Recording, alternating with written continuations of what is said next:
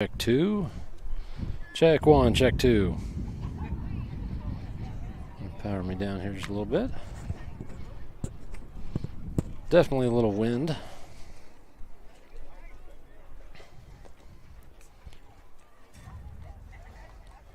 Check one, check two. All right.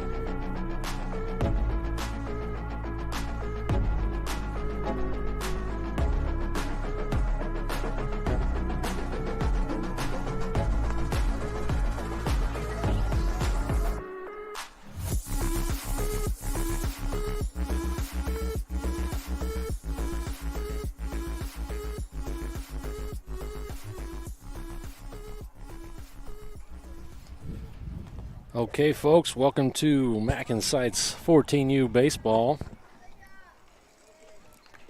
We are about set and ready to begin play as the MacNSeitz folks you can see here on your screen are just finishing some of their warm-ups over here. And we're waiting for the umpires to show, and here they are now. So we should be all set and ready to go. So pretty exciting here early this morning at an 8 a.m. game. Most of these boys having to get up somewhere around that 5:30 time frame in order to get to the ballpark, get warm-ups in, and get ready to play. They end up beating the number 2 seed in bracket play to advance to the semifinals. As you can hear in the audio, I'm sure, a little bit more wind has started to kind of kick up, but the sun is nice and high, and a beautiful, beautiful day for mid-October.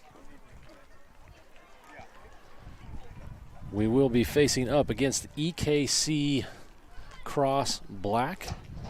EKC Cross is out of Baseball Academy, just out of Independence, Kansas, so a little bit of a drive, but a suburb of the Kansas City metro area. Of course, our MacNSeitz boys playing out of Martin City. And typically when we're talking to other folks from outside of the Kansas City area, we just say Kansas City for ease of sake. Give me just 1 second.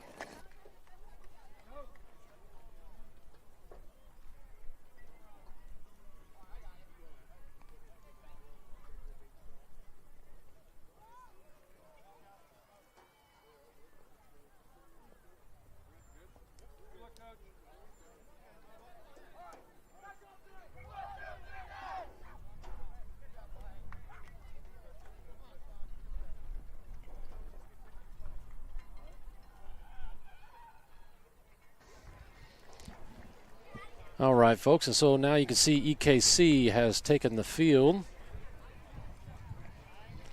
They earned the home advantage as they are the higher seed, or depending on your perspective, maybe the lower seed. But so we have number 6 versus number 7. We earned the 7 seed out of pool play. EKC earning number 6. Both of us, consequently, beating higher seeds to advance to the semifinals here in 3-2's Octoberfest. And fun game lined up here for a beautiful October afternoon. I know a lot of folks are missing some NFL football to be here, and such is the case, but our Kansas City Chiefs don't play until 3:25 this afternoon, so watching the Chiefs game is not an excuse to miss the viewership here today. I'm going to go ahead and remove some of these graphics here. Not a lot of information on the EKC Black team, but I do have a roster here full of first names. And just real quickly, I'm going to go over our lineup today. So we have number 8, Reed Eckert, starting for our MacNSeitz blue team. Number 36, Austin Strength. Number 9, Arlo Mai. Number 12, Paul McClinney. And number 33, Jacob Larson. Number 19, Tucker Lee. Number 35, Logan Peterson. Number 28, Harrison Perkins. And number 58, Odie Saxon. And rounding out the lineup today, this afternoon, is number 11, Evan Book. So it looks like Arlo Mai will start out on the bump for MacNSeitz. Well, it looks like we are all set and ready for play. Reed Eckert leading us off. Let's get these graphics off here. He takes ball 1 down. And play is all set now, 12:04 for the beginning start time. Fly ball, this one right side. And the right fielder hauls that in for the first out.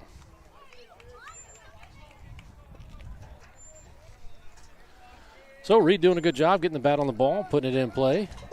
And hats off to EKC Black, right fielder, hauling in a routine fly ball.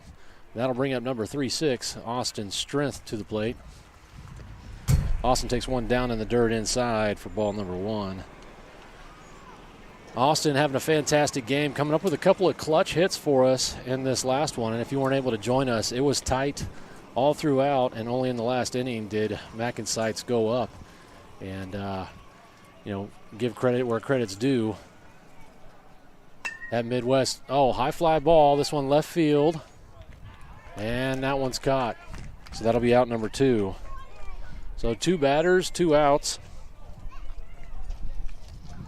2 fly balls. Good to see MacNSeitz swinging away.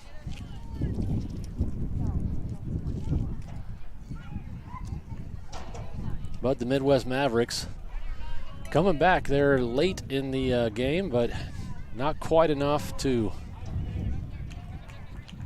put MacNSeitz away. So we walk away with that win and advance to the semifinals here. Number 9 now, Arlo Mai at the plate. Takes a curveball for strike 1. And this one down in the dirt. Hard to say. Might have been just a late release there by number 7. This is from the EKC pitcher, Ridge. But it looks like he may have just tried to overthrow that last pitch. This one right in there. This one in play. It's going to get through the infield, left side, and Arlo Mai with a single to get things started for MacNSeitz.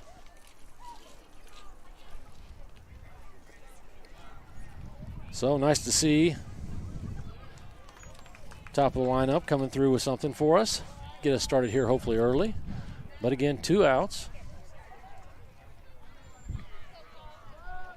And that brings up number 12, Paul McClinney. Pickoff attempt over there at first. And Arlo back safely. So Paul batting .579 on the fall season thus far. .667 for an on-base percentage. And he strokes this one left. This is going to be over the left fielder's head. Runners will go. Arlo Mai rounds second. He's headed for third. Coach is going to hold him up here. And Paul McClinney with a nice double rolling all the way back to the fence, well over that left fielder's head. But he makes good work of it and using his legs and speed, getting back to the ball and getting it in. I was a little surprised to see Coach Brady hold up Arlo. As that throw came back into the relay, who was not really lined up for a throw to home. Nice curveball in here. This is to number 33, Jacob Larson. So again, 2 down. Now runners on second and third.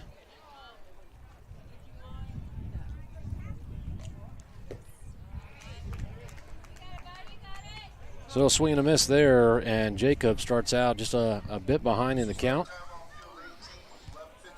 0-2.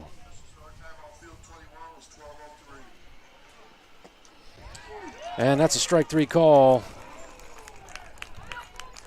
And that will retire the inning. So looks like EKC pitcher Ridge with a nice curveball, nice action on the ball,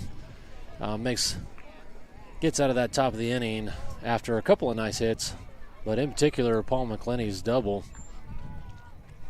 It'll be interesting to see as we go back in and take a look at this game, and as it transpires, if holding Arlo up there at third is going to ultimately make a difference or not. Obviously, with baseball, so many plays yet to go, and early here in the game, obviously. But that's going to bring us to bottom of the first. And again, I mentioned earlier, but number 9, Arlo Mai, starting off, hurling from the mound. Paul McClenny is going to be behind the dish. Jacob Larson starting out at third base. Austin Strength at shortstop. Looks like Evan Book over at second, and Odie Saxon, as we've seen so often, starting out for us at first base. Jacob Peterson in right field. Center is Harrison Perkins. And then rounding out the defense for us in left field is going to be Tucker Lee.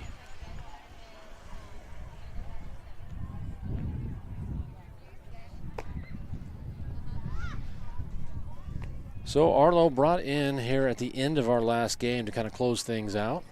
We'll start things off for us here against the EKC Black in our semifinal.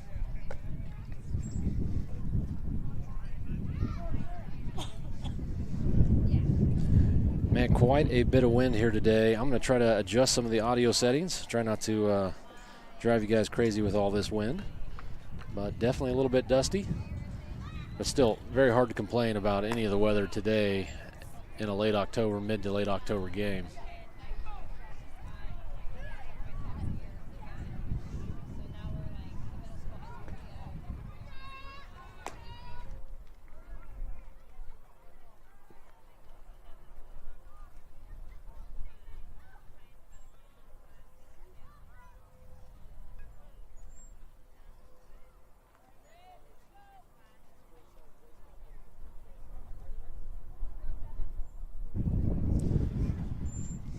All right, that's going to bring up number 7, Ridge, for EKC Black, leading things off. Ball's in play. This one's going to be over to second base. And that'll be out number 1. So 1 pitch and 1 out, showing some good efficiency there. And if you had to say anything about Arlo Mai pitching, one of the things that we've seen quite a bit, at least from him in this fall, is that he must have enough movement on that ball that he gets a lot of ground balls. He's definitely what I would refer to as a ground ball pitcher. Not to say that things can't be hit on him otherwise, but that is what we see all too often. And when our MacNSeitz guys are out there doing a good job on the fields, we typically have good luck. This ball coming just inside.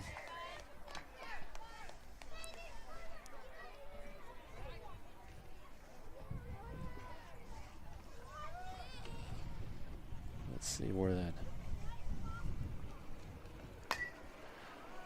pop fly. This one's high, well out of play, and now a 2-1 count. Gonna try to adjust some of this picture-in-picture and get some different views here on our batters. Looks like I need to adjust that up here a little bit. That pitch in, down low and away.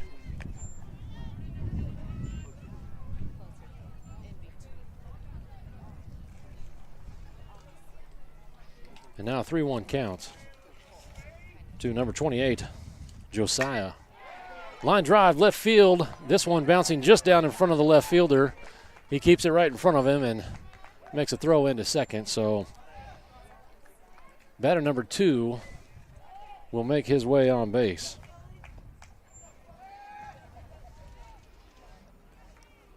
That brings up 3-1 for EKC. Sully to the plate. Arlo Mai with a pickoff attempt over there, keeping the runner honest.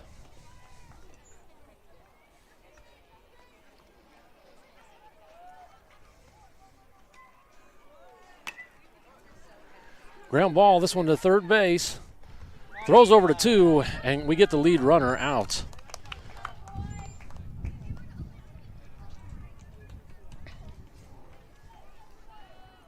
So nice plays by Jacob Larson over there at third. So 2 down now. Runner at first. And that brings up number 13, Wyatt. Puts the ball in play. This one goes foul down the third base line. Nice hard hit. This young man looks like he drove here today. Got to be over about 6 foot tall. So always interesting to see the variance in these 13 coming up on 14-year-old young men. Starting to kind of hit that age where they really start to shoot up.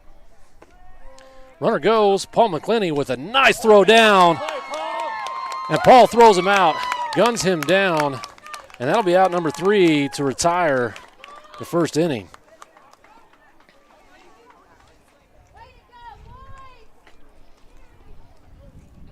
So Paul with a fantastic transition there between his pop time and then getting up and transitioning the ball from his glove to his throwing hand, throwing all the way down to second, and just couldn't have been better placement. EKC may have to take notice of that here as we go later into the game. Obviously not being overly familiar with each other, what you'll see is as the game wears on, the teams start to learn some of the strengths of the other teams. Arlo, obviously a fantastic catcher, one of the best youth catchers I've seen. Moves laterally, left and right, blocking, keeping the ball in front of him tremendously well, especially when he's had a little bit of rest, and makes a fantastic throw right there. And Arlo Mai doing his job, getting some ground balls, and Jacob Larson with a nice play over at third. And then, of course, I think we had one over there towards first as well.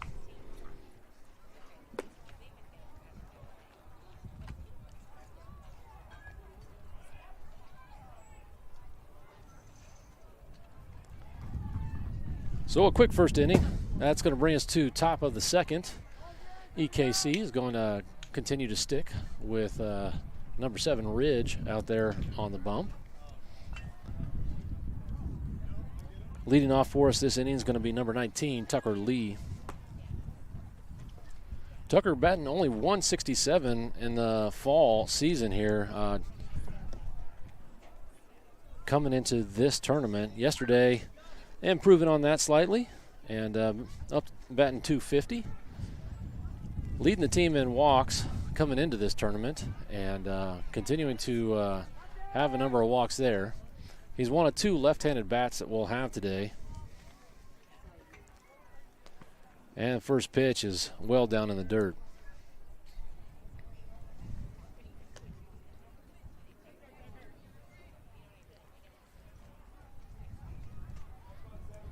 So interestingly, watching Tucker for a number of years, because I happen to be his father, swing and a miss there on and off speed. But really pretty commonly, Tucker's always pretty much hit oppo, and here this fall, pretty much everything that he's been able to put a bat on has pulled. So a little control issue there. 2-1 looked to me like a release point.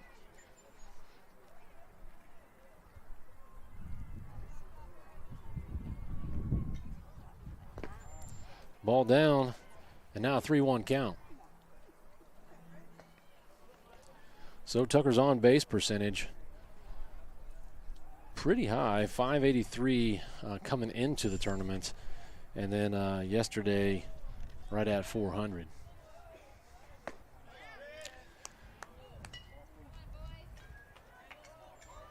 And that's ball 4, and our leadoff batter will reach base. That brings up big number 3-5, Logan Peterson. Logan not able to make our first game here earlier today, so nice to have him out here on the diamond. Pickoff attempt over at first, but Tucker back safely. Little miscue on the throwback. Tucker showing good speed out on the base paths. There's about 3 or 4 boys that have pretty good speed. He has a good lead right there. Another pickoff attempt. Tucker back safely. Bad throw. Runner will advance as that ball goes all the way to the fence. Right fielder not able to get there too quickly. First baseman's able to get to the ball and get it back into the infield. So now Logan with an RBI opportunity. Runner in scoring position at second base. And I just lost my lineup. This wind is pretty stout. And it looks like Ryder Vota's dad helping me out run that down. I'll have to get you guys an update on Ryder's condition as we end up with a strikeout on that one. Thank you there, Mr. Vota. How's Ryder?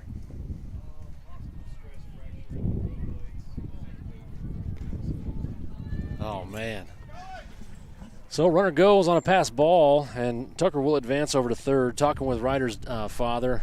If you weren't able to join us for the first game, Ryder ended up planting his foot out there at second base as he was on the base paths, and really kind of looked like we thought maybe a high ankle sprain. He's had a stress fracture to his growth plates. He's now in a boot, and unfortunately, he's going to be out of commission here for about the next 4 weeks or so. So we're going to wish Ryder a speedy recovery, and he's been integral to some of our success that we've had here in the fall. Ryder, one of 3 new players. Welcome to the MacNSeitz team. My son Tucker Lee is another. And now, based off of me being distracted by a number of things, I'm a little behind in my count. I'll update that here as our umpire gives it a call.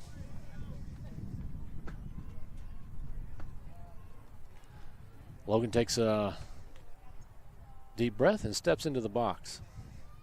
Umpire doesn't help me out with the count. And that'll be ball 4. So Peterson has awarded his base, and now runners on the corners. MacNSeitz looking to get on the board here early in top of the second. Nobody down, and that brings up number 2-8, Harrison Perkins. Curveball. Peterson steals second, completely uncontested. And even if the catcher had wanted to, he did a good job keeping that ball right in front of him, but unable to make a throw down. Hard foul ball, this one off to the right side.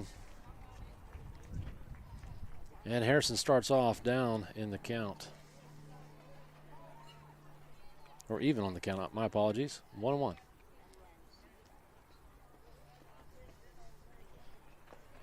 So 2 runners in scoring position.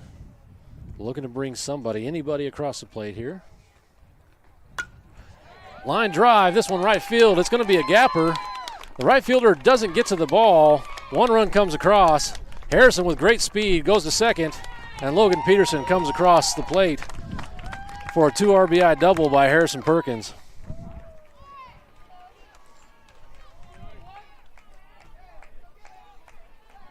And MacNSeitz here on the board early in top of the second. Still nobody down, and that brings up number 5-8, Odie Saxon. Big curveball. That one got Odie. He started to kind of back out of his position there, and it curved back around right across the plate. So you can tell that's definitely the Ridge's kind of go-to pitch here. Throws it again, this time hitting outside. And that'll even up the count at 1-1. Odie barreling up a couple of balls here in this last game. No luck as they just got a little too high in the air, but deep left field. This one hits Odie right in the back as he's trying to duck out of the way. And he'll take one for the team Oops, undo that. He got hit by a pitch.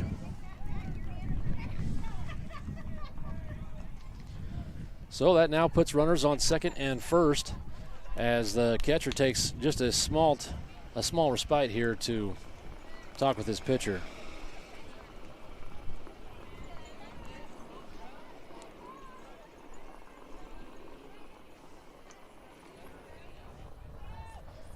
That brings up number 11, Evan Book, to the plate.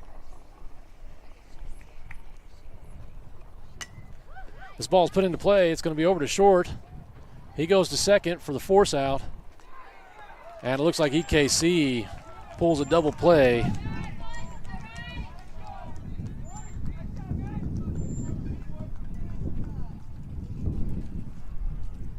So some good fielding by EKC.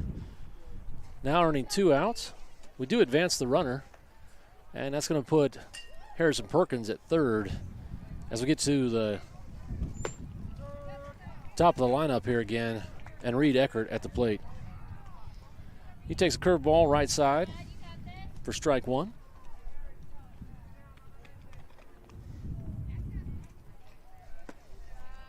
Ball high.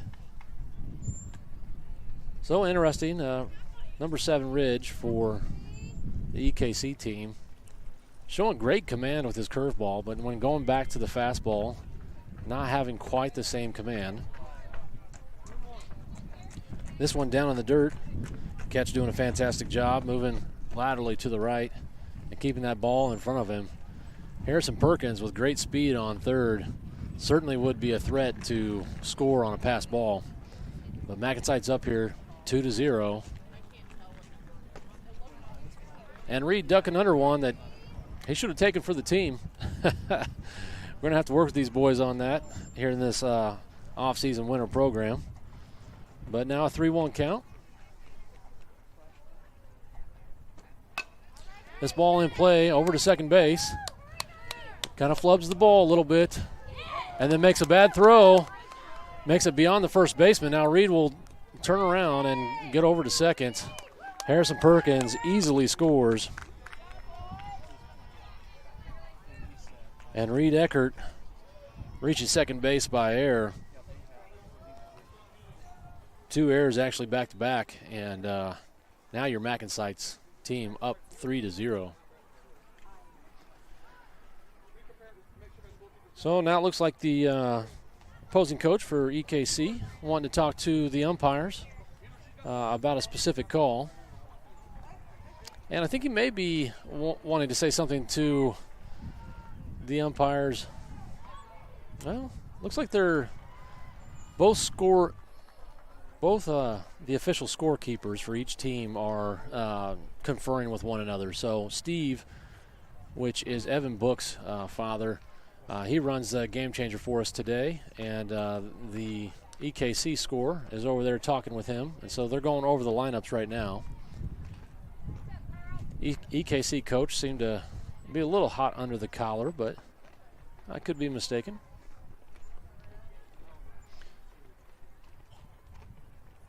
And the home plate umpire says gameplay will resume. So not sure what the question is. I'll have to confer with Steve later and give you guys an update.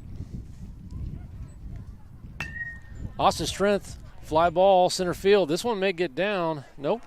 Center fielder hauls that one in, and that'll be out number 3. That'll end the top half of the inning, but not before our MacNSeitz 14U boys put 3 on the board. And we'll see what they can do here defensively. So you guys hear me talk about it pretty often here this fall. We are looking for sponsors for our 2023 season. And I'd like you to give a little listen here to our commercial. Does your company support the community? Our MacNSeitz Baseball Club depends on generous donations in order to train and compete. Our sponsorship program has a variety of packages that fit into most any budget. With our live broadcast to YouTube and Twitter, our sponsors enjoy recognition of their community support, company logos cycled throughout our live streams, even audio commercials, just like this one. So if your company can help us reach our goals, please let us know by leaving a comment on our video. Don't forget to follow us on YouTube, Facebook, and Twitter, MacNSeitz 14U. Thank you for supporting local youth athletics. Now let's get back to some baseball.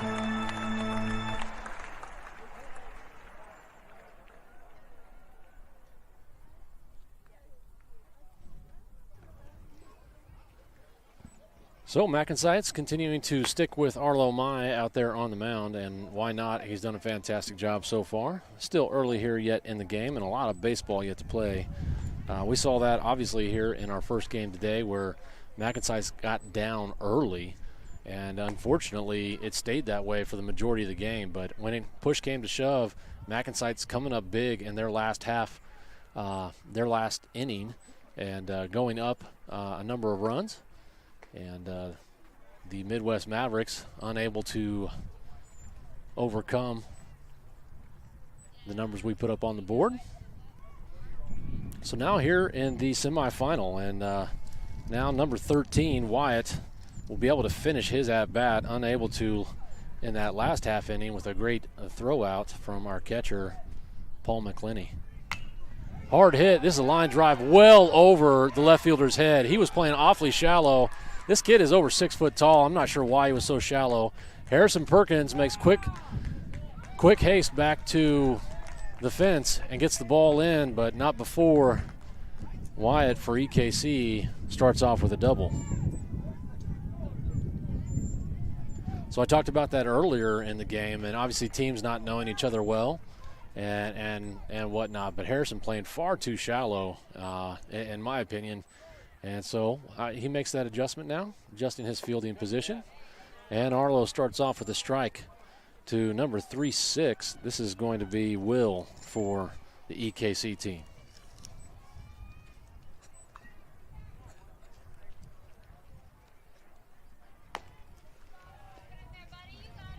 Ball outside, and that'll make his pitch count now 1-1. Arlo coming into this tournament, 7 innings pitched this fall. This is just now our third tournament.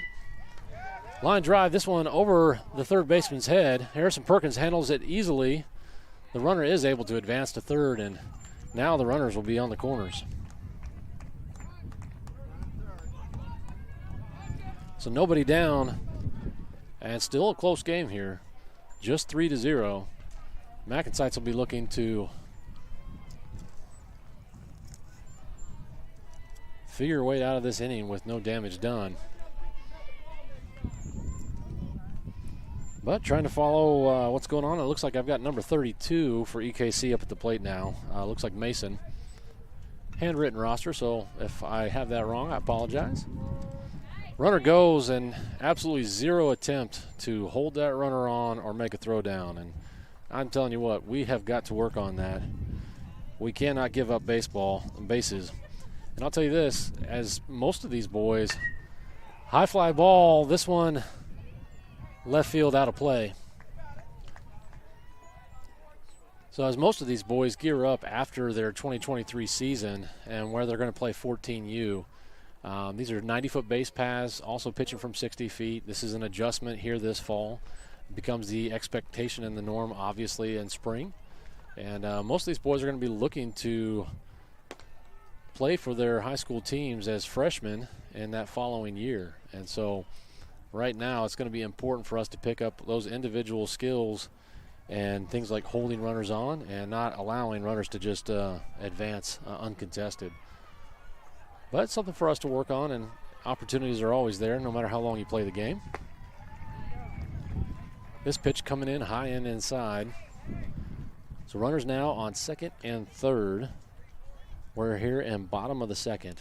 MacNSeitz is up 3-0. And looks like Mason is up at the plate. Pop fly, this one could be trouble. Nope, second baseman, looks like he has it. Fields that easily, and that'll be out number 1. I'll be honest, with the wind is coming from the outfield in, and I thought it was going to carry a little bit farther than it did, but wind kind of held it up and kept it easily within Evan's ability to get to it. And a first pitch strike for Arlo.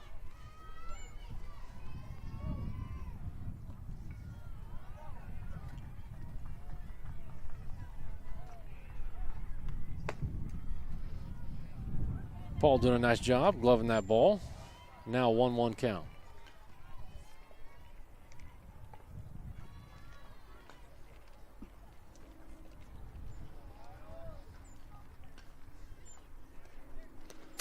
That ball just came clean out of Arlo's hand. Wild pitch, but due to these shorter backstops, Paul hustles back and prevents any runs coming across. It's going to be now 2-1. Or a 2-1 count. Scores, of course, still 3-0. Fly ball left side. This one could be trouble. Yep, it's going to drop. And 1 run will score.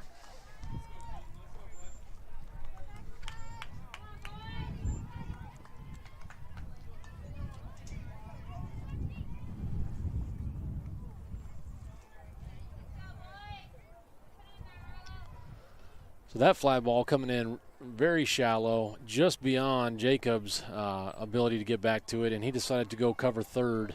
Harrison not able to make his way in to grab that ball.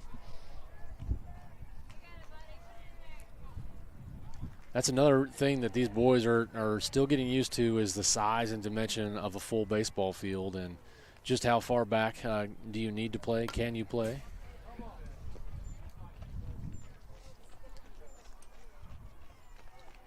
This one, a hard foul ball off to the left side.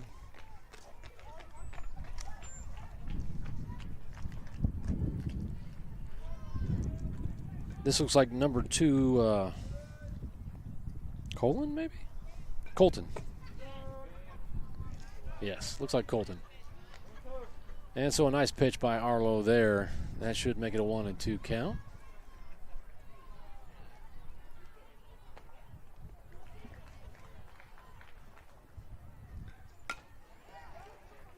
Line drive over to second.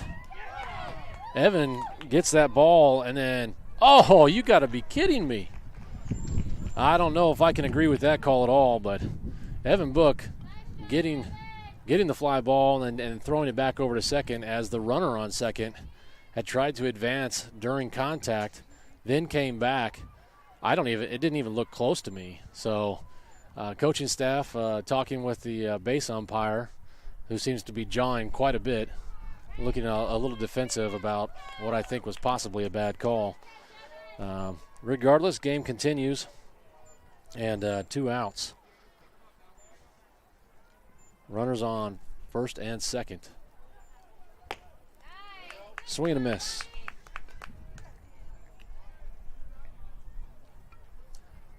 This is going to be number 3-4, Daniel, up at the plate. So EKC looking like a game team, swinging the bats.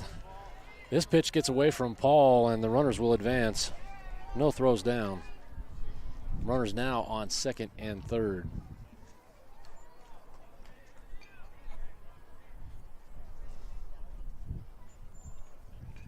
So that runner on second would represent the tying run. Pop fly, left side, just out of play, as Jacob Larson hustled over there to attempt a play on it.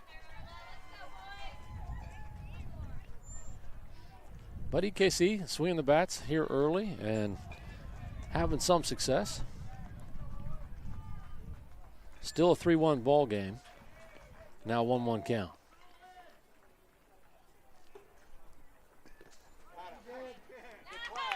And a strikeout on a nice curveball.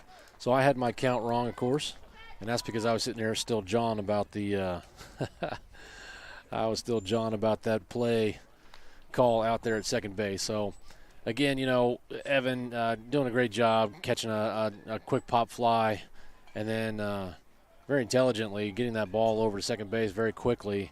I thought that there was no doubt that was a force off on a young man who had advanced. But, that's part of athletics at all levels, not just at the youth level. And you hear people continuously complain about, umpires and officiating and calls and stuff. But without the officials, we don't have a game to play. And so try not to spend a lot of time arguing calls, certainly not balls and strikes and things like that. So fortunately for MacNSeitz, we're able to hold EKC Black to just 1 run and still enjoy a 2-run lead.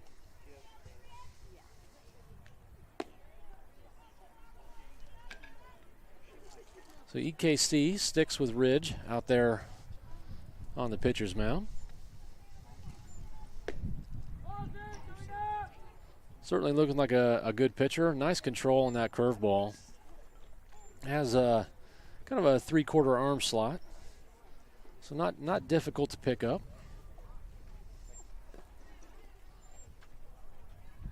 And practices his little slide step there as the catcher makes his warm-up throw down to second. All right, that's going to bring up number 9, Arlo Mai, as he looks to continue to help himself as he's the pitcher of record.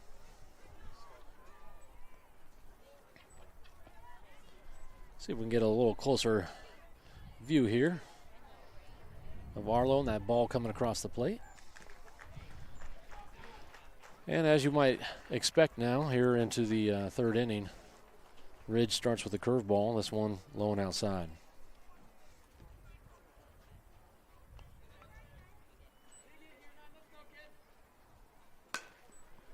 Hard hit ball, foul, left side.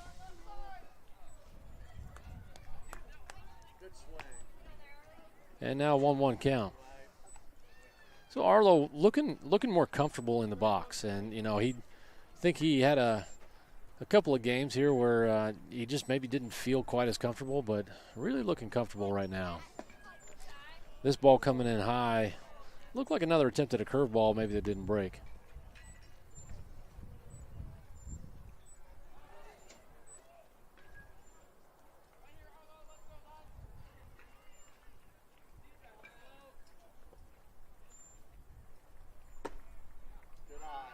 Ball outside. Now Arlo up on a 3-1 count. So lots of discussion about what you should do as a hitter on a 3-1 count. And I'll tell you my opinion, especially in particular youth athletics. 3-1 count is a home run swing. You still have another strike to give up, but this one not even close to being hittable and well above Arlo's head, and he takes ball 4 and earns his base. So leadoff batter earning his way onto the base.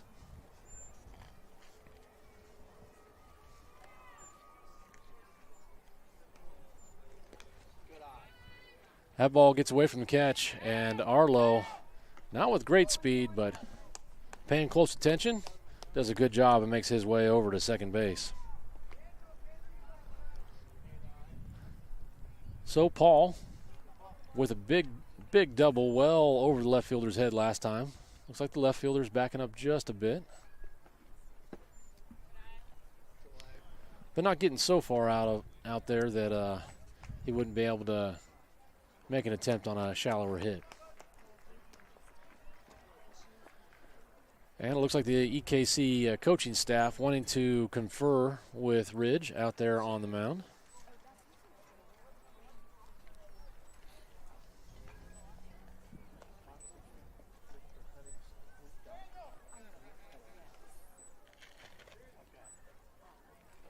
And it looks like they will be making a pitching change. He calls in the left fielder, and Ridge will make his way out to left field.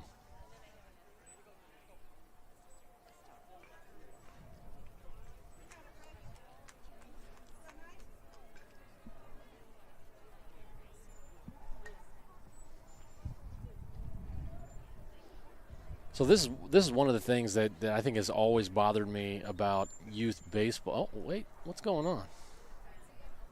Oh, no, they just made a substitution in left field.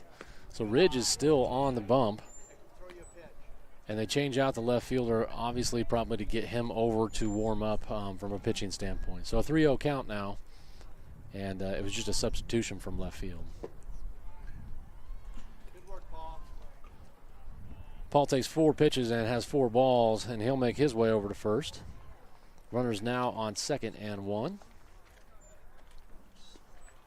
And Jacob Larson, number 33, will be at the plate. Jacob batting just 167 on the fall season, but having a great day at the plate yesterday. Hits a line drive here, center field. That'll get down. Will the runner get over to second? And it looks to me like the base umpire is going to make up for his last bad call. And now we have the bases loaded. Hey, we'll take what we can get.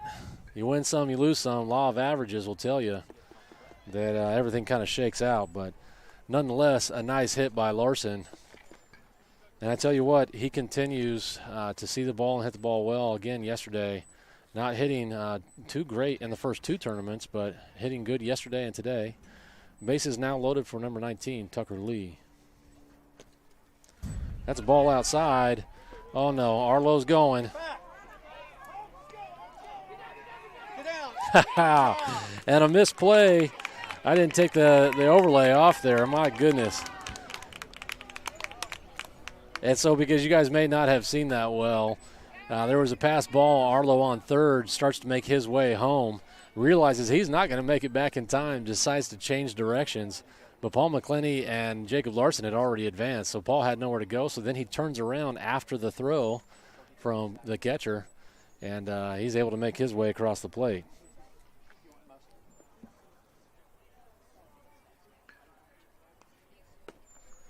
Ball inside, and now a 2-0 count. So runners now on second and third. Your score is 4-1 favor of MacNSeitz.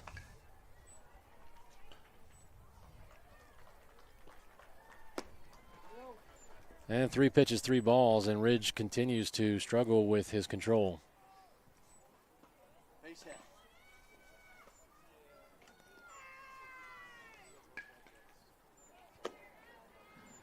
Ball 4 outside, and that'll load the bases once again, this time now for Logan Peterson.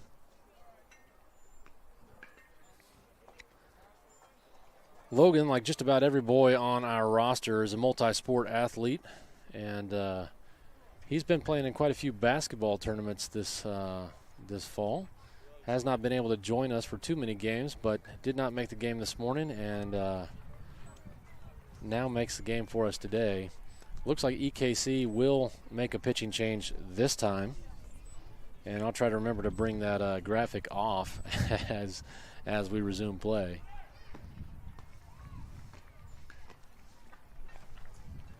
So obviously here we are in bracket play semifinals for the 3-2 Octoberfest, playing out in Shawnee, Kansas today at the 3-2 West Complex. We're on field number 21. Turned into a beautiful afternoon. First game this morning at 8 a.m. Super chilly. It was down in the 40s. And but now things have warmed up and we have a little bit of wind, but very manageable for some fall baseball.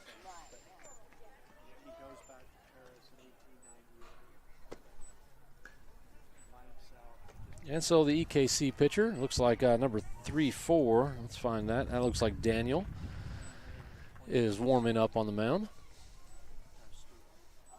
So last pitcher, Ridge, more of a three-quarter guy as far as the arm slot goes. And here you look at Daniel, very much an overhand pitcher. And you don't see this as often as you used to.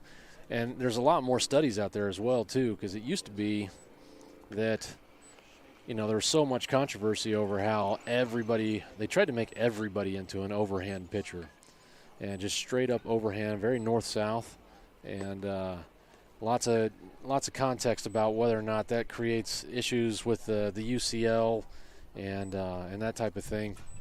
Tommy John surgery obviously getting more and more popular, especially with high school athletes and college athletes.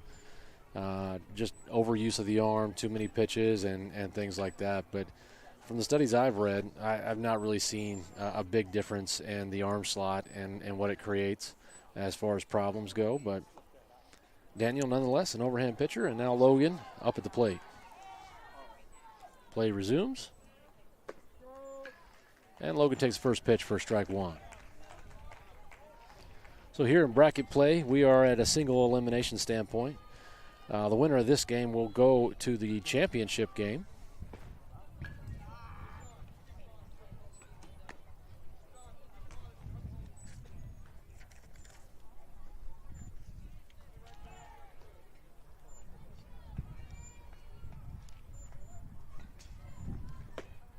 Big swing and a miss for strike number 2. And I will tell you, even yesterday when Logan was able to play, he's swinging for the fences right now. This ball down in the dirt. Logan lays off of that. Now a 2-2 count. Bases loaded, still nobody down. And MacNSeitz really needing to find a way to get some of these runs across the plate, leaving 7 runners on in that first game, or stranded rather. And now full count. So we'll see if infield fly rule comes into play here. Hard hit. This one's going to go over to shortstop. Oh, he bobbles the ball, but is still able to scoop it up and then tag second. But a run will score. Logan does his job from a baseball standpoint, gets that ball in play and brings an RBI across the plate. So Logan will reach on a fielder's choice, but that improves the margin 5-1 now in favor of our MacNSeitz team. Strike 2 call, fake throw down. Nobody's fooled there. And now runners on second and third. Number 2-8, Harrison Perkins at the plate.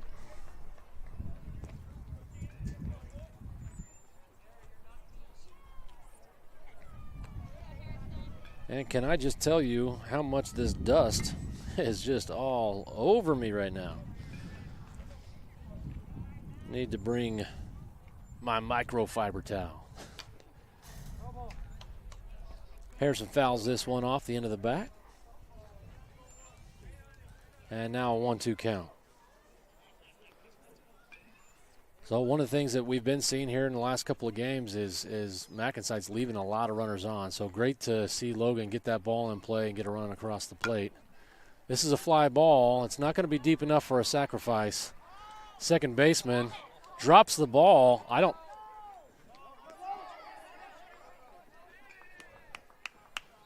So Harrison reaches on an error, and I tell you what, I really thought the second baseman easily had that. I think the sun may have played a factor in his seeing the pitch, because he backpedaled well, then took a step forward. I think he had it well in hand, but unfortunately didn't work out his way, and MacNSeitz continues now with the bases loaded. Number 5'8", Odie Saxon at the plate. Ball down and away. Odie batting .222 this fall, and didn't get much going yesterday behind the plate, but I'm telling you what, he has stroked the ball a couple of times today, not had a lot of luck. And another pitch down in the dirt, this one coming in 56 miles an hour. And you'll see on our live streams the speed pitch is not being represented online and on your screen right now. Come 2023, it will. As Odie puts this one up, high pop fly again, and this time is handled easily by the second baseman. So that will be out number 2, and that'll bring up number 11, Evan Book. So again, we use Pocket Radar to get our pitch velocity. Pocket Radar, a great little device, not inexpensive, and I was a big fan until they kind of pulled a fast one on me here. Now they're charging in order to use their API to get the speed velocity represented up on screen. And so only having 4 tournaments scheduled for this fall, our MacNSeitz team. I opted to not pay that $100, and we'll see it back up again here come spring and summer.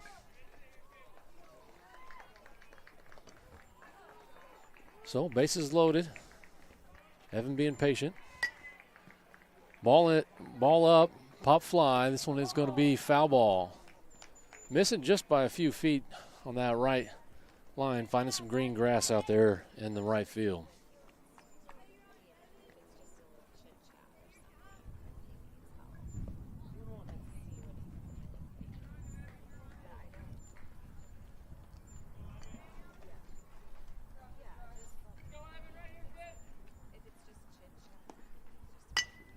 Ball in play. This one's going to be over to second base.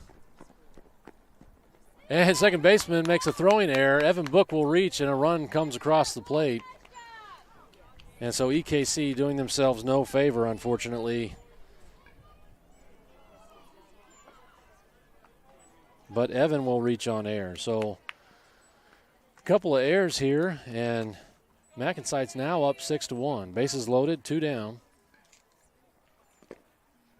And EKC just looking to get out of this inning.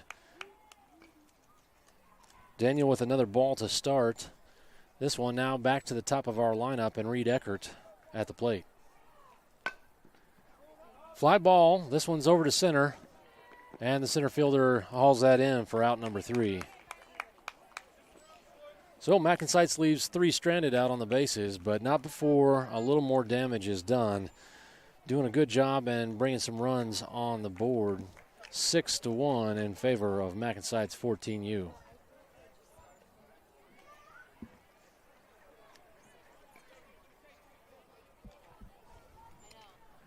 And a short audio break as the defenses switch out for what will be the bottom of the third.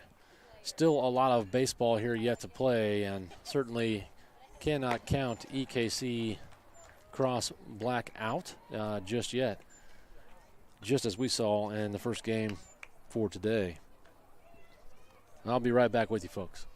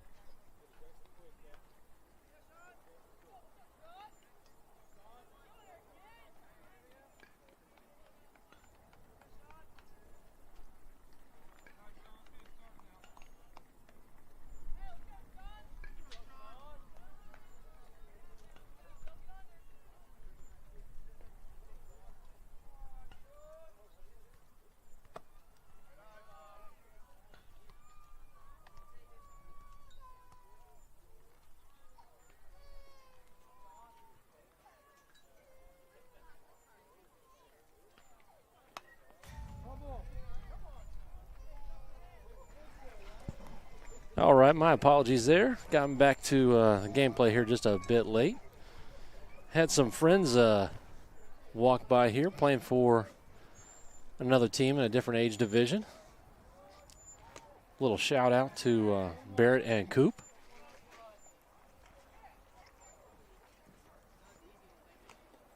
As I see a ball inside here from Arlo.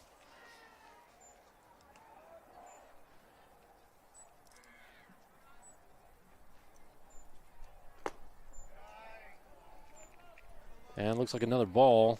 I'm behind in the pitch count here, so be patient with me, but I've got number 17 for EKC up at the plate. That's going to be Sean. Ball in play. This one over to third. Larson on the play. And that'll be out number 1.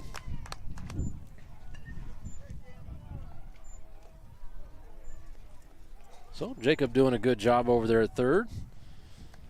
Odie, always consistent over there at first. And Arlo gets another ground ball. I tell you, he is a good ground ball hitter, or pitcher rather.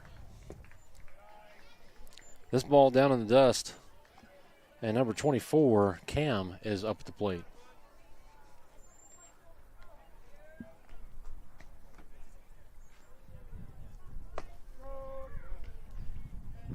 And strike 1. Now 1-1 count.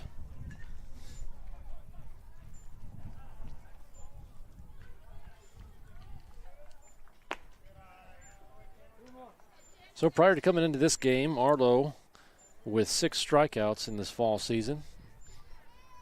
Only 1 hit by pitch, and typically showing some good consistency in his command.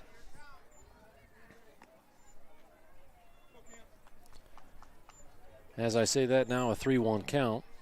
Last pitch coming in low and outside, 57 miles an hour.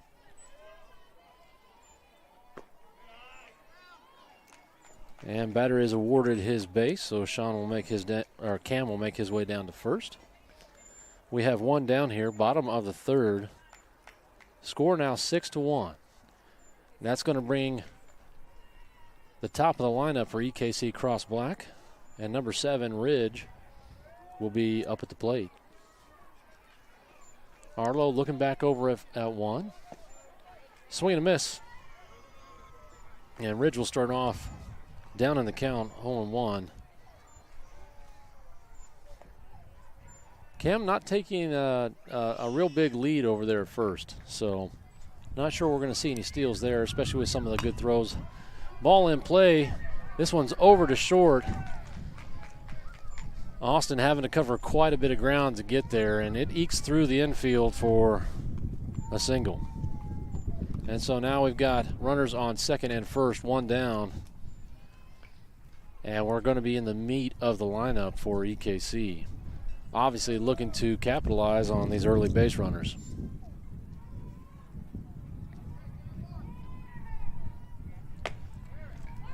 This ball inside.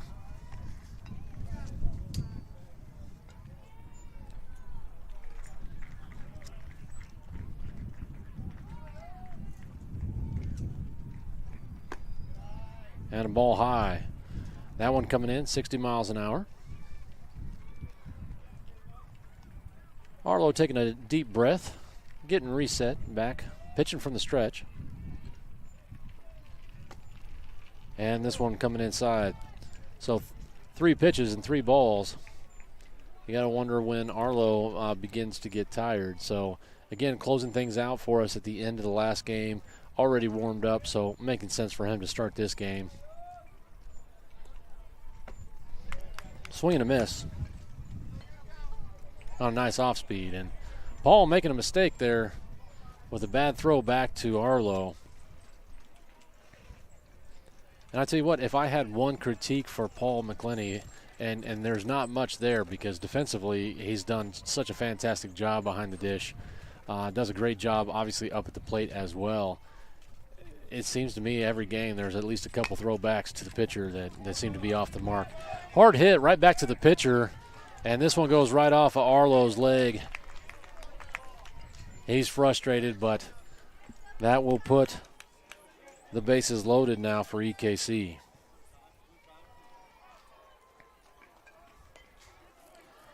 You know, on a deal like that, I don't know whether you're going to go ahead and score that as a reach on air. But I'd say that's an infield single because I don't know that Arlo had much of a chance to get to it. Hard hit back right at him, and again, right off the leg and whatnot. But regardless, bases now loaded, just 1 down. And the coaching staff now for MacNSeitz out there on the mound talking with Arlo. So Arlo continues to nod his head. Looks like he's got some big league chew in. And he says, hey, Coach, I got this, man. I'm ready. I'm ready to keep going. So little shoulder shrug. Seems relaxed. And we'll see if MacNSeitz can get out of this inning without any damage.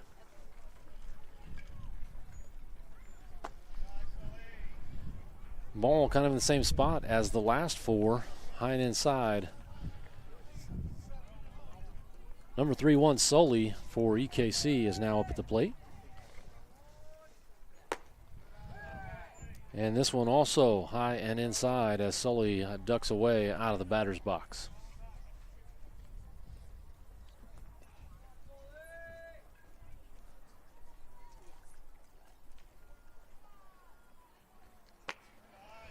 And ball number 3. So last 7 pitches have all been balls, and makes sense. Coach that went out there and tried to do a little mound visit. Got to love the competitive spirit that Arlo's exhibiting here and wanting to stay up there on the bump. And unfortunately, this is going to be another walk, and 1 run will come across the plate for EKC. So bases loaded for number 13. This young man, Wyatt, hit an absolute rocket out in left field here earlier today. Easily the biggest kid on the field.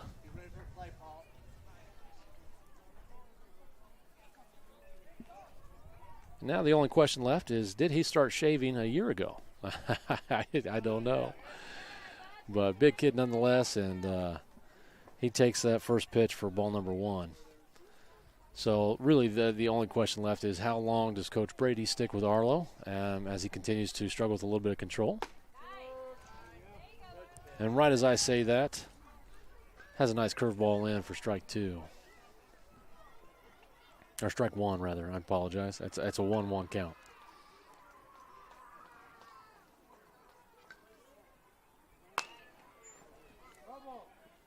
Foul ball left side. And now Wyatt down 1-2 in the count.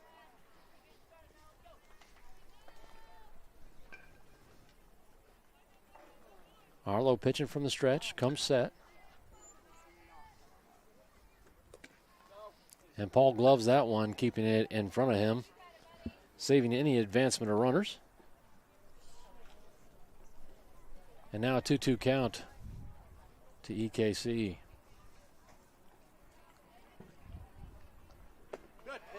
And a strike 3 call on a curveball outside corner.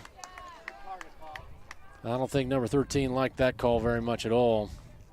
And I'll be honest with you, I don't have good visibility on the plate. There's so much dust and dirt around. The plate is no longer white. There's a little bit of a blue screen padding up on the chain link. But fairly consistently been called a strikeout there on that side of the plate.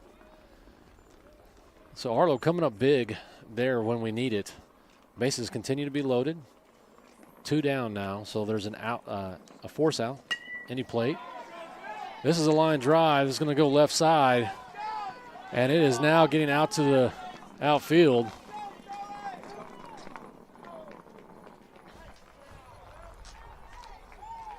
That's going to be a 2 RBI double for EKC as they narrow the margin.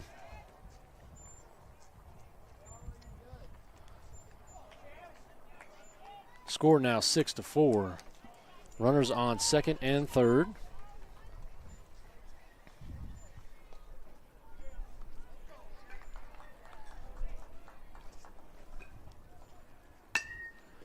This ball hit in between. It gets through the infield. Left fielder on the play. Big throw home. Throw is off the mark just a little bit, and that run does come across.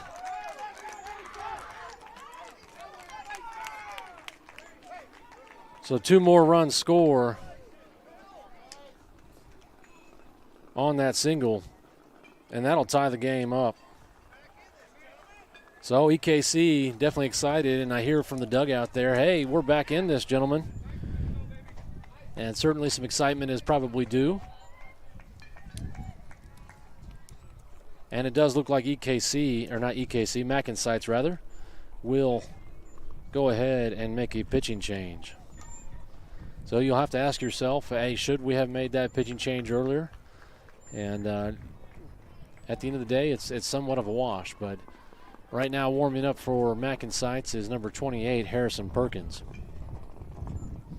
So 2 down, looking to get the heck out of this inning before anything else can be done. But we now are all even. Perkins pitching 5 innings this fall. Pitched in 2 different games. Has faced 24 batters. Only allowed 4 hits, but 4 runs. Only 2 of those which were earned.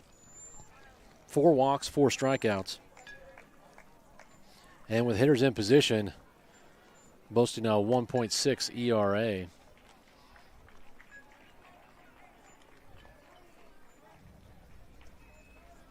So we'll see if Harrison can do the job and get us out of here.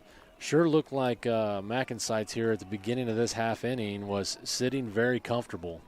And so unfortunate that we see that lead has now completely gone away, but it does happen. And that's why we play the game.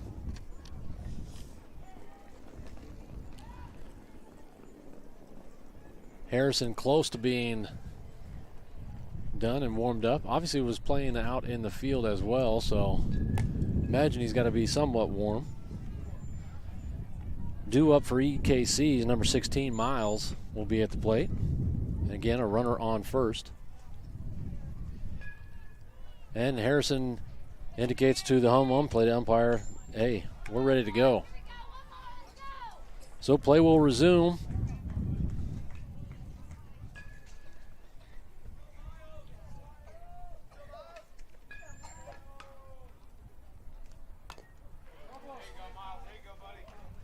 And a foul ball off the end of the bat. Miles will now have an 0-1 count. Runner didn't show any inclination to leave or get out of there. You can see his lead there, very moderate. And a back pick by Paul. Runner back safely. Now 1-1 count. Last pitch by Harrison, fastball. This one was high and outside, coming in at 60 miles an hour. Oh, that one did not come out of the hand well. Harrison attempted on a curveball of some sort, as he kind of looked at his hand after he released it. Now a 2-1 count.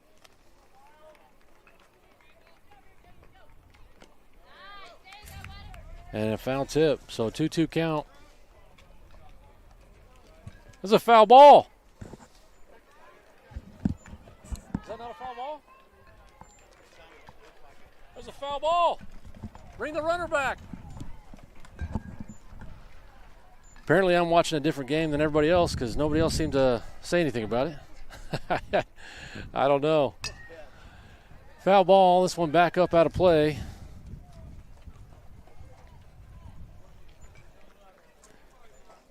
You got to say, there are those teams out there that have one or two parents who just are just boisterous and loud, and this MacNSeitz crew does not have that. I have yet to see a parent kind of getting irate. As the ball gets into play, Jacob Larsons will handle this. And the throw is not in time. So EKC now with runners on the corners.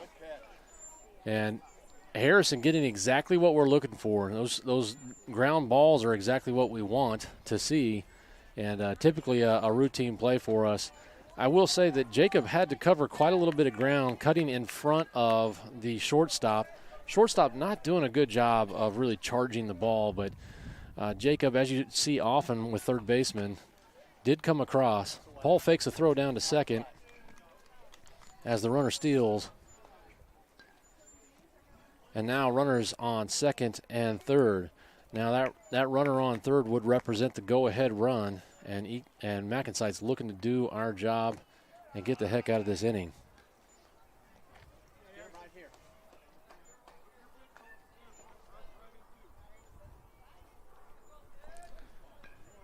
So number 2 up at the plate for EKC. Looks like Colton.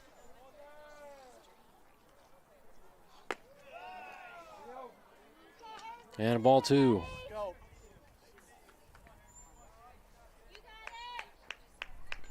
So I talked about this earlier, and with different pitchers, and sometimes you can identify pretty quickly, what they're doing, what they've got going on. And for Harrison, right now, as he gets a strike right here, to me it is completely 100% his release point. So right there, finishing forward, ball coming off the fingertips. And that one comes in for a strike over the outside corner. The first two pitches rather, really high. And so this one right here is fouled back, and now we have an even count, 2-2. Looking for a strikeout or an out any way we can to get out of this inning. Again, bottom of the third. Runners on second and third. Foul out of play, left side.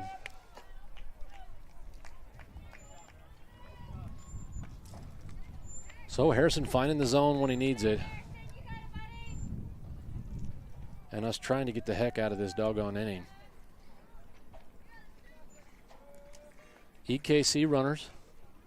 Conservative lead at third, big lead at second. And they draw a ball 4, so I'm behind on my pitch count, and maybe that is just my hopes that we were going to be able to get out of this inning with no further damage. So now I'm hearing some liveliness coming from the parent gallery. Trying to get the boys pumped up. Bases loaded. Home plate umpire going to take a moment here to clear off that home plate.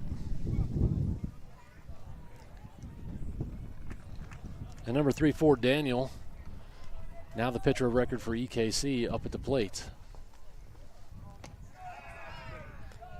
So that pitch coming in 60 miles an hour. Looked to me like it had a little bit more pop, but it was well high, and that'll be ball number 1.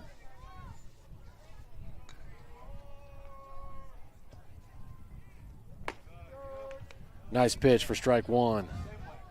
Even up a count at 1-1.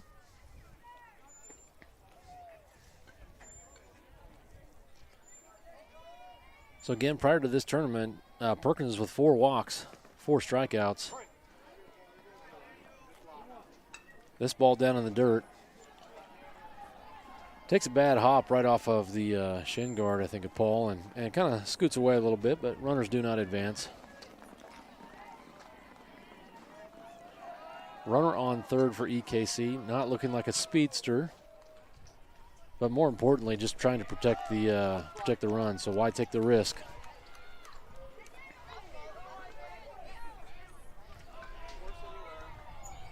And now a 3-1 count. So a big pitch here. Harrison changes to the windup, and he delivers a strike right there. That's a fastball in at 63 miles an hour. And now full count.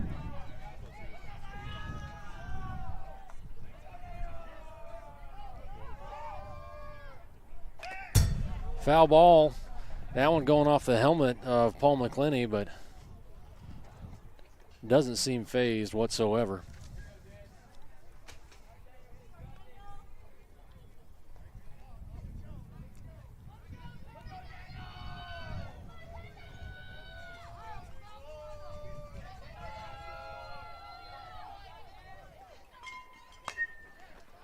Fly ball, this one's well out of play on the left side. And both batter and pitcher in a great battle right here. Pivotal moment in this game, all tied up now. Bases loaded, full count.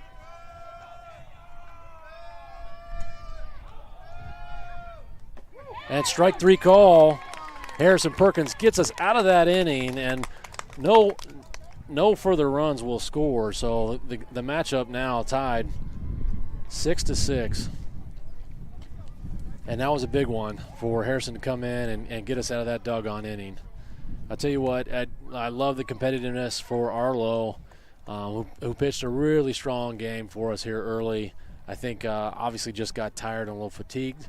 And, hats off to EKC swinging the bat and doing their job to tie the game up in that half inning. But we will see how the rest of this game plays out, and still yet a lot of more baseball to come your way. Small audio break. Adjust a couple of these cameras here.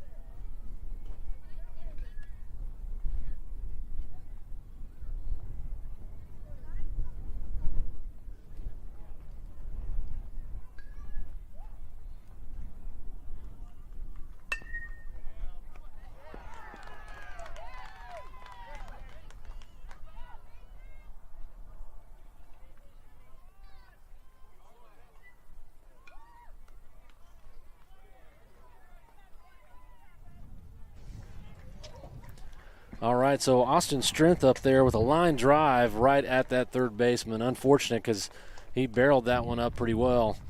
But that'll be out number 1. And now number 9, Arlo Mai. Looked to me like he just got hit in the foot. I swear I'm just watching a different ball game today. I don't know. But ball 1 nonetheless, and that one down in the dirt. I thought it hit his foot. Ball in play. This one over to third. And the throw's off the mark. EKC with yet another error. And Arlo will now be on first base, reaching on air. This is where earlier in the game, MacNSeitz was able to capitalize off of a couple of errors from EKC. And we'll see if they're going to be able to do so again here. Now don't forget, EKC does have that home advantage, so they will have the last at bat. As Paul takes the first pitch for ball number 1. Arlo not with great speed, probably be fairly conservative over there at first. And I love it. See, this is what Paul just did right there. And some of you guys may not pay close attention to this, but Paul staying in the box, right, and maintaining his position. He was willing to take one for the team. And that next one comes in early. He doesn't duck out of the box. And so this is what I'm hoping that some of our other guys on the team, as he now has a 3-0 count.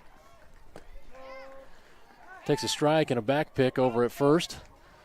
Throws off the mark, and that'll be another throwing error. And so now 2 errors in this inning for EKC. That'll put Arlo Mai in the scoring position. So Arlo represents the go-ahead run.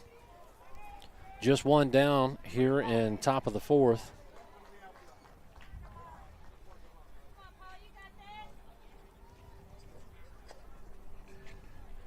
And we'll see if these 2 errors equate to any runs. Paul with a line drive. This one over the shortstop. Runner's not able to advance because it wasn't hard enough hit that it couldn't have possibly been played by the shortstop. And so Arlo doing a good job going back to second. That is going to put 2 runners on and just 1 down. Now what that does do is it creates a force out at all bases. So a force out at third, second, and first. Certainly in EKC's best interest to try to look for 2. As Jacob Larson. Oh. And Arlo Mai trying to advance on an overthrow to the pitcher. As is called out, trying to advance to third. But now what it looks like is there was a timeout called, and so Arlo will return to second base. So base umpire not hearing the timeout. Man, we're going to have to pitch a tent over this circus. I don't know what's going on, but hey, it is what it is, and we'll take it because certainly I'm looking for anything in MacNSeitz' favor. Jacob Larson with a line drive right side. That's going to find some grass. Play over at first, and he is safe. And that'll load the bases. So Jacob Larson continuing to see the ball well, hitting good yesterday and finds another nice one there. That'll load the bases up with just 1 out, and number 19, Tucker Lee, will be at the plate. EKC coaching staff calling a timeout and wants to talk to the base umpire. And so I imagine that he's upset about the call out at first. Having a good vantage point from a viewing standpoint, EKC on the first base dugout side probably had a good look at that play that was close. Obviously going in our favor, and that loads the bases. Ball down and away. And Tuck showing good patience at the plate. Looking for some RBIs here. Nice curveball in for strike 1. And certainly not the pitch that any of our young men are really looking to hit unless they have to. So still here early in the count, 1-1. Hard hit ball. This one out of play left side. And I need to change my graphic here so we can see Tucker Lee at the plate. One of two left-handed bats we have. Brooks Carr, the other one, not here at this game today. Fly ball, this one left side. It may find, nope. Left fielder is able to pull that one down, and that's going to be out number 2.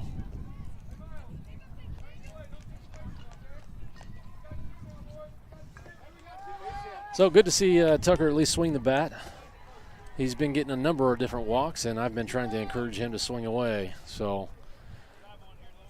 not a great hitting fall for him, but we know that after he has an opportunity to get some practice in, he will get back on track. Logan Peterson takes that ball for strike 1.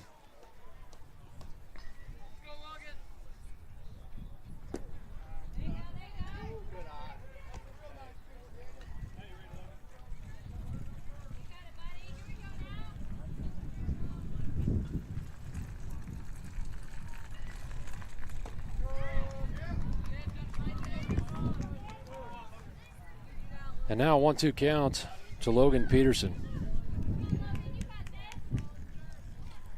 So still nobody getting that go-ahead run in.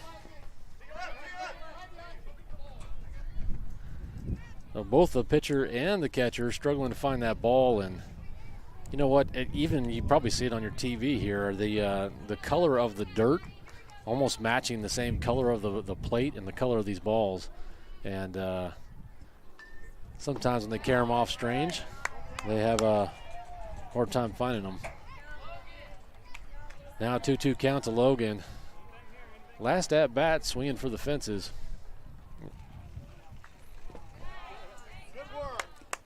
All right. And so Logan will draw a walk there, and that will be a go-ahead run for MacNSeitz. So 7-6. 2 down, and now the pitcher of record up at the plate, Harrison Perkins. Harrison batting .364 on the fall season so far. 2 RBIs. And he takes that first pitch for ball number 1.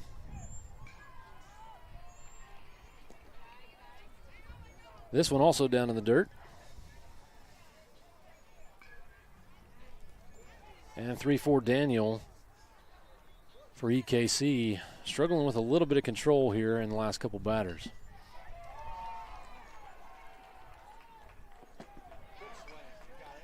Nice curveball in.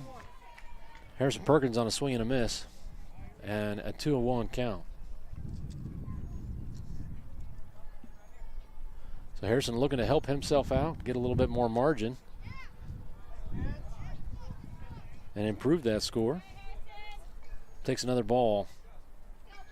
Now 3-1 count.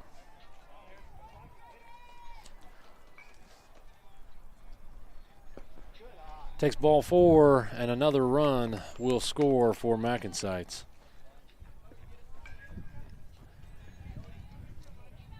Now you see this, and it happens not as infrequently as you might think, but as you get later and deeper into these tournaments, you only have so many pitchers on each team. Odie Saxon puts one in play. This one's going to find some. Oh, yes, it finds. No, it did not. Shortstop made a great grab. Backpedaling, back, and is able to bring that one in for out number 3. So Odie got robbed. But hats off to EKC. That'll take us to bottom of 4. MacNSeitz now up 8-6 and looking to hold EKC here. Again, winner of this semifinal matchup for 3-2's Octoberfest will advance to the championship game.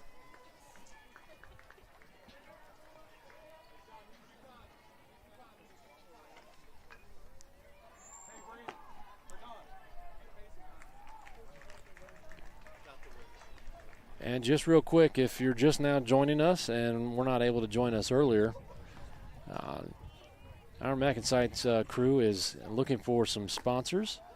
And if you do me a favor and just give a quick listen here. Does your company support the community? Our MacNSeitz Baseball Club depends on generous donations in order to train and compete. Our sponsorship program has a variety of packages that fit into most any budget. With our live broadcast to YouTube and Twitter, our sponsors enjoy recognition of their community support, company logos cycled throughout our live streams, even audio commercials just like this one.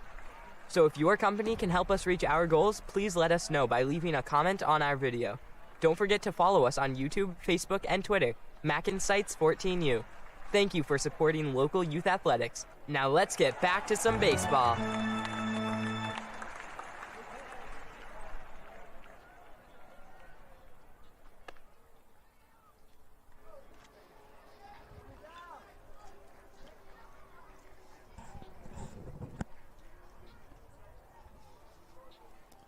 All right, and as Harrison looking to make quick work of EKC here, is all set and ready to go.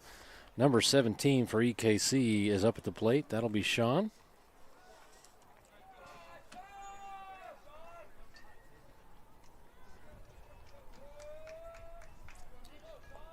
And Harrison from the windup delivers.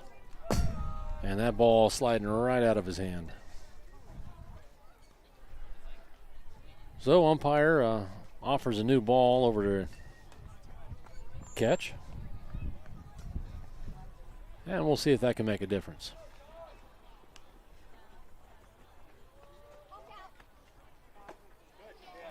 Swing and a miss.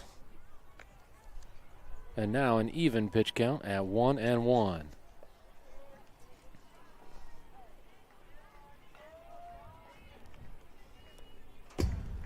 Wild pitch there, well over the EKC's batter's head.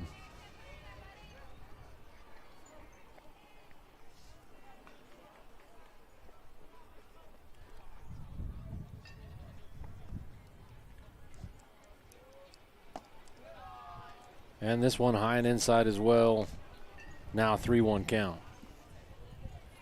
So you got to think and look at this whole game and its and how it's all come together. We've seen quite a few fielding errors and a number of walks. And it looks to me like the vast majority of the walks that have come have equated into some runs. And so we'll see here if MacNSeitz can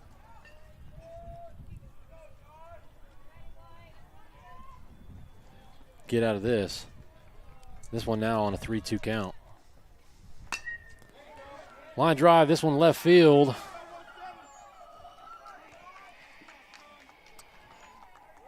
Handled by number 19, Tucker Lee, in left field. That'll be a base hit. And leadoff batter for EKC makes his way on board.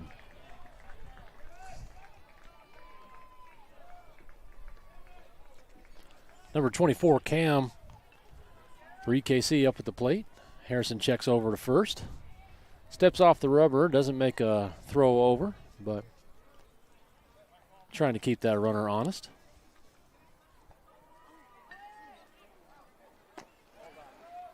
And a great jump by EKC as they steal second, no problem.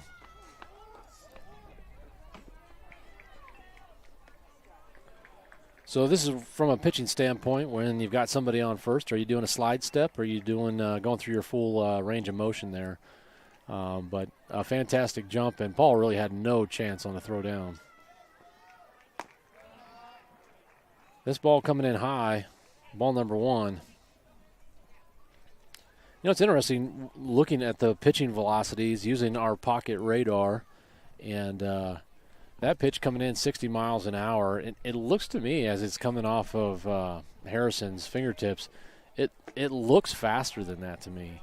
And it's interesting how I can see different guys and how that ball explodes off the hand as Cam has a swing and a miss there to even up the count at 1-1.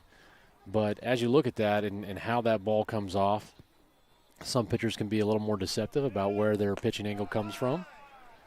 And I'll tell you, Harrison's is not deceptive at all. Matter of fact, when he breaks his hands apart, you'll see his right hand dip well down back behind his right thigh. And so as he gets older and continues to pitch, ball down, that's going to be ball number 4. And now the first 2 batters will reach base.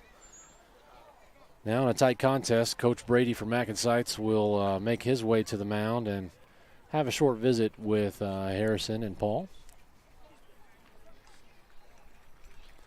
But as Harrison continues to pitch and as he gets older, he'll likely receive some instruction on not dipping that hand all the way below his thigh. And I say that just as a matter of experience and whatnot from what I've seen in various pitching lessons that I've been able to witness. But when you actually watch the majors and you watch the guys playing in the big leagues, just as many batting stances as there are, that's how many different ways there are to deliver the baseball off of that mound. So Harrison comes set, pitching from the stretch. This ball dribbling in play, right back to Odie Saxton. And that will be out number, that will be an out. The runners are able to advance. That'll be out number 1. Almost bobbled the ball there. Made me a little bit nervous. Had to stand up and get all excited for no reason. So 2 runners on. That runner on second would represent the tying run for EKC. And a swing and a miss. That's number 28 for EKC. Josiah chasing that one high and outside.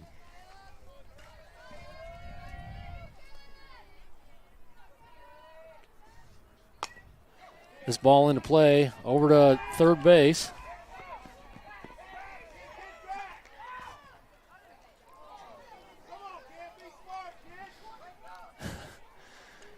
I don't know what happened there, but ball in play.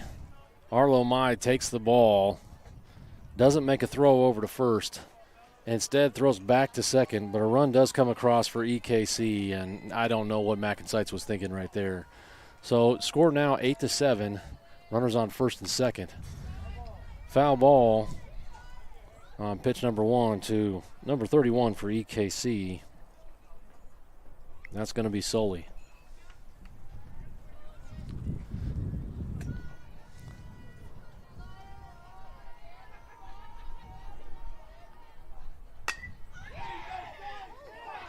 Arlo Mai making a fantastic grab and doubles him off back on second.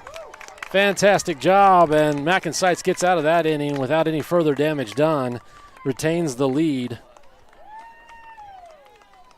So line drive over to third. Arlo making a diving catch for the out. Quickly gets back up and delivers a great throw over to second to double off the runner.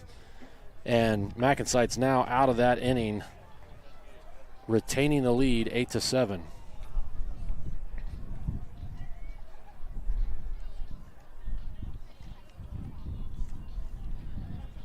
So I know as a hitter, number 31, Sully, delivered a really fantastic line drive third base side, and that's got to be frustrating. It always is when you have nice contact on the ball and you deliver something great out in the field, but somebody robs you. But hats off to Arlo Mai on a fantastic play over there at third.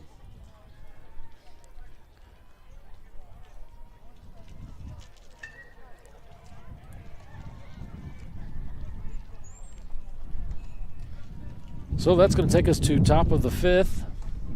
We have time limit on field 18. Time limit on field 18. Waiting coach, please be sure to turn in a pitching sheet to the field manager's office or one of the people on the cards. Thank you. And so time now 1:40 here locally. Our game began at 12:04. And as you start to hear the overhead PA announcers, announcing time limit at various diamonds around the complex. I imagine that we're going to be hearing ours coming up here before too much longer. Looks like EKC is going to stick with Daniel out there on the bump.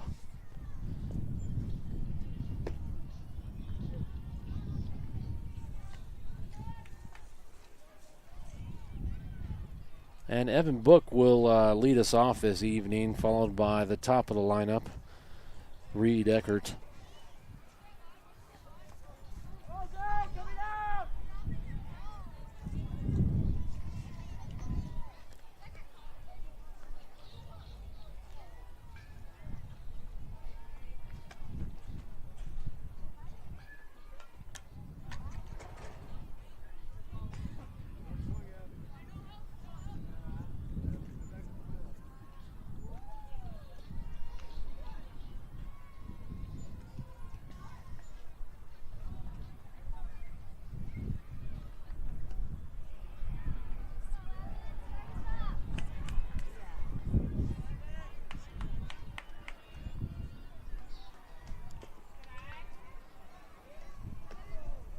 So Evan taking the first pitch down low in the dirt for ball number 1.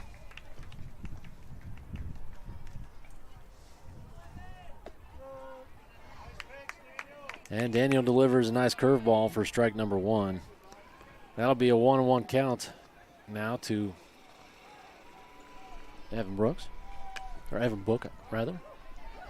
As he puts one into play, third baseman mishandles it.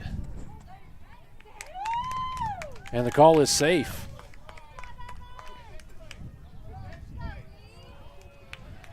So again, EKC letting errors kind of stack up and pile up here, and we'll see if that is going to be the difference in the game maker.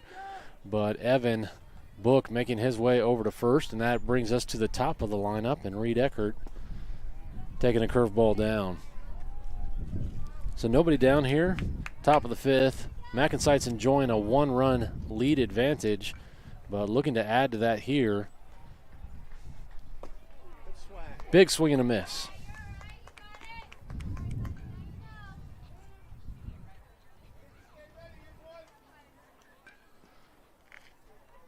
So Reed joining us here today. Played, not able to make it to the first game. Actually played in a basketball tournament. And I'll tell you what, if you guys have ever played basketball from a cardio standpoint, that can really tire a kid out. But Reed showing good energy here. Fouls that one back. And now on a 1-2 count. Fouls another one and continues to battle.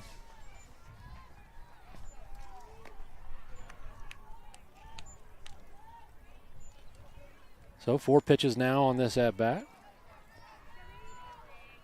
Evan not having great speed over there on first, takes a moderate lead. And umpire rings up Reed on a strike 3 call.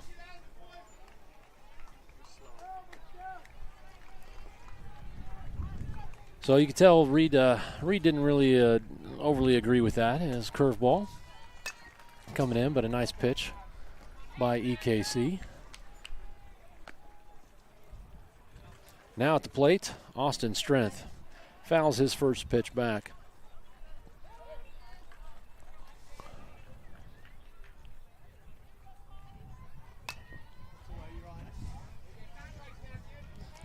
All right, so 2 pitches and 2 fouls. Austin now down 0-2 in his pitch count. Talked about this earlier in the broadcast. What does the 2-strike approach look like, and do you adjust anything as you get in the plate? Looks like with as many foul balls as we've had so far, umpire is now out. So everybody's scrambling, looking for a few more baseballs to continue play. Looks like we're all set. Now a lot of hitting instructors will tell you that you should widen out your base and choke up on your bat, get the bat barrel around. Austin pops that one up, and second baseman handles that easily. That's going to be out number 2.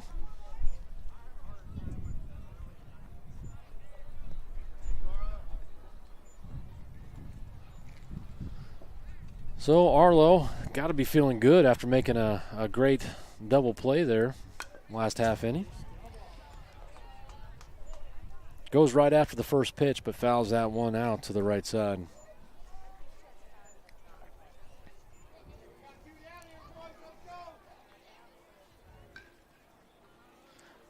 So Arlo now on a 0-1 count.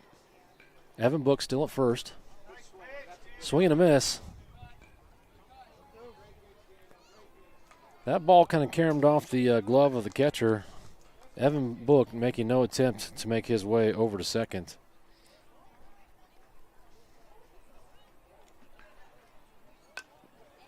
Arlo getting lucky on a check swing there, fouls that one back. I tell you what, I gotta love it though. Arlo's up there looking like George Brett with his big league chew. has a big old chaw on the cheek. And EKC coach wanting to take a short conference with the pitcher. Not sure if he's wanting to talk about pitch type or pitch count, or if he's talking about the runner over on first. But a brief mound visit as he makes his way back to the dugout and play resumes. Arlo on an 0-2 count. Line drive. Oh, center fielder making a great catch. Coming in, driving in hard right off of contact, and he's able to make that play. Arlo, I'm sure, wanting that one back. But EKC retires that inning with no further damage done, and MacNSeitz still up 8-7 and looking to hold here. Looks like we are going to make a pitching change. And again, remember, we are in bracket play, so every inning, every run counts. MacNSeitz looking to close things out here. And looks like Logan Peterson will be taking over for Harrison Perkins.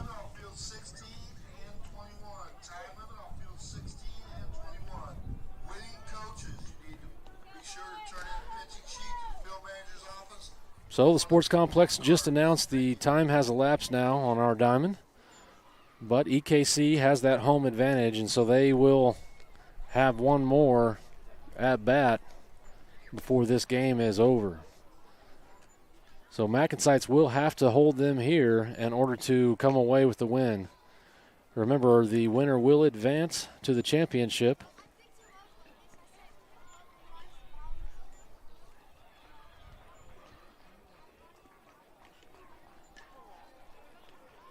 Here at this 3-2 Octoberfest.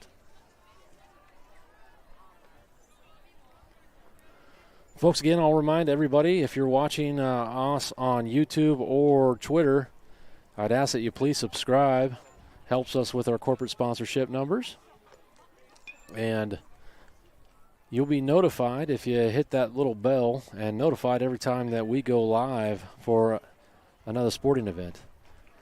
We have one more tournament left this fall, and then we will take a short pause for just a couple of months as we enter into our winter workout program, most of which is done there in Martin City and home of the MacNSeitz Baseball Club. Beautiful facility if you've never been. 2 floors, gigantic regulation indoor field. Or infield, rather, I should say, and a ton of hitting tunnels and pitching tunnels and things like that. And so our boys need to do a good job there in the winter to make sure that we have a great spring and summer season. Well, that said, Logan Peterson all set to hurl from the mound. And number 13, Wyatt for EKC, will lead him off. Logan starts off with a beautiful curveball right across the plate.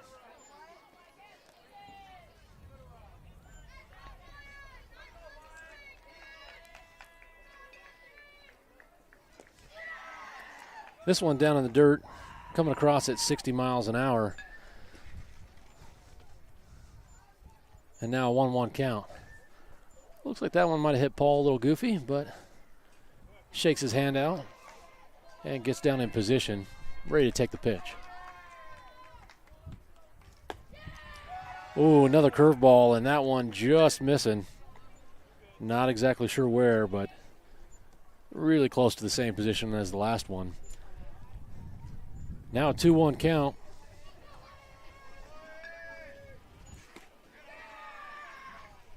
And a 3-1 count now. So interesting, the pressure that guys will feel. And Logan doesn't look to be too flustered. Swing and a miss. And Logan battles back now to a full count.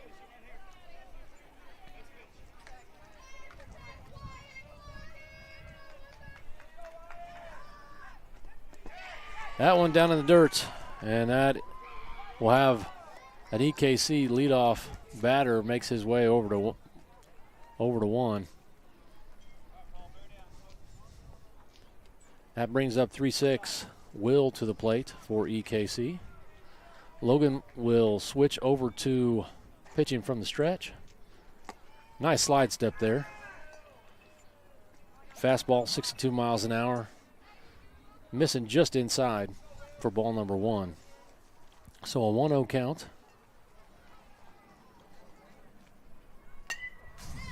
And another nice curveball. That one's fouled back, 1-1. Important to note that here, as Will is up at the plate, he's hitting in the 5 hole, so we're right here in the meat of the lineup for EKC. And so you figure this has got to be one of their best chances to come back here and win this game. Ball in play, this one over to short. Out at second. And safe out at first as MacNSeitz tries to turn 2. But we do get the leadoff runner. And out number 1 for the inning. MacNSeitz needing just 2 more outs to advance to the championship here at 3-2 Octoberfest. Logan Peterson working on the mound. And I just about lost my my EKC roster for the second time today, but I caught it. Logan finishes down and away for ball number 1. So far right now, no attempt at running to second. Paul doing a good job keeping the ball in front of him. And a curveball. That one coming in 57 miles an hour. So a 1-1 count.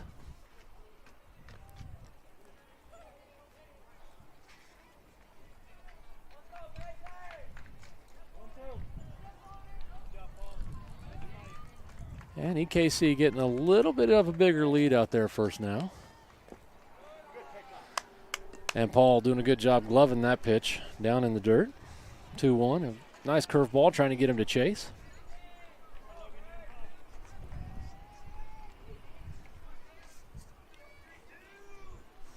This is Mason for EKC up at the plate.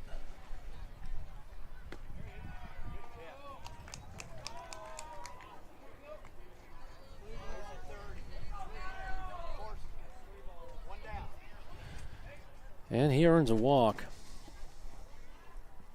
Runners now.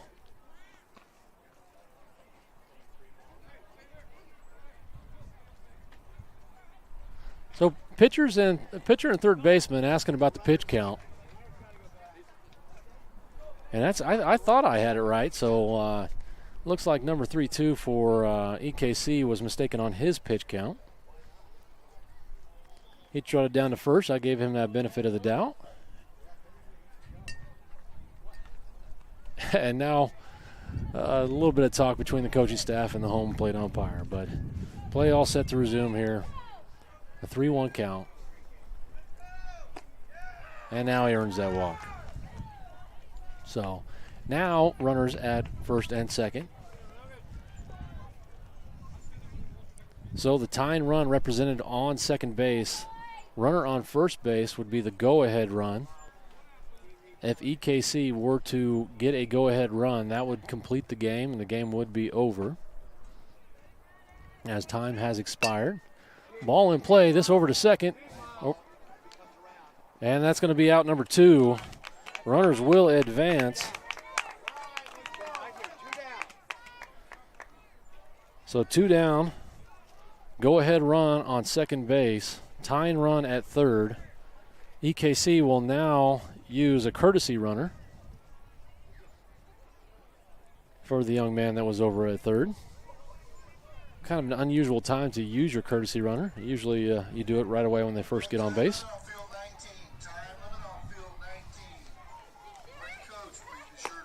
Swing and a miss for strike one. And we are now in the 8-hole. Number 2, Colton for EKC up at the plate. Line drive, this one's center field. And it gets by him. It gets by him, and that is going to probably do it, folks. EKC wins on a walk-off double that gets over the center fielder's head. So a nice hit there and disappointing result for our MacNSeitz team. So not the way that we would have wanted to see it go. Hats off to EKC and a great game and a great comeback. They were down early, just as we were in our first game, and unfortunately not going the way that we want. But that is going to do it for us here today at the 3-2 Octoberfest. We'll wish everybody else luck in their championship game.